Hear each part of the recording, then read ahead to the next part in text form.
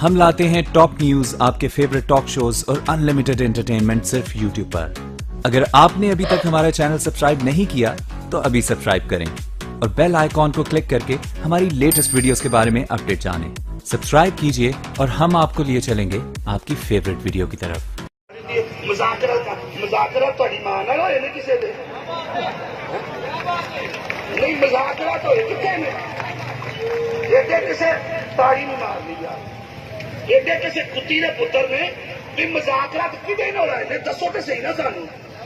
media ते खबर चो चलाई जी मुज़ाकरा कामयाब हो गए ने बाबा जी नाल होए ने जिलानी साहब नाल होए ने या किसी और वफद नाल होए ने किदे नाल होए ने मुज़ाकरा खबर कितों चल गई सिर्फ साडे अंदर इंतशार पैदा करने वास्ते पहला उन्हें राती तकरीर की तड़ी लाई है पागल का पुत्र उन्हें पता नहीं कि आशिक रसूल होंगे की पागल जिवें सलमान तसीर नहीं सी ना पता लगा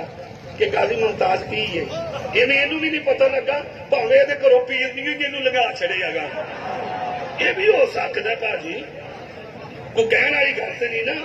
वो पीरनी ने जिन्हें बाबे फरीद के दरबार से झुका छड़िया नंगी पैरी मदीने नंगी पैरी लै गई है वो इत्थे भी काम पा सकती है ये गल ज़हन च रखिया जे रब की लागी बड़ी बेआवाज है कोई मजाकरात नहीं कोई गल नहीं कोई बात नहीं वाई समझ जो कायदीन नाल मजाकरात होणगे जो उन्हां दी तरफों हुक्म होएगा जो उन्हां दी तरफों हुक्म होएगा ਉਹਦੇ ਉੱਤੇ ਅਮਲ ਕਰਾਂਗੇ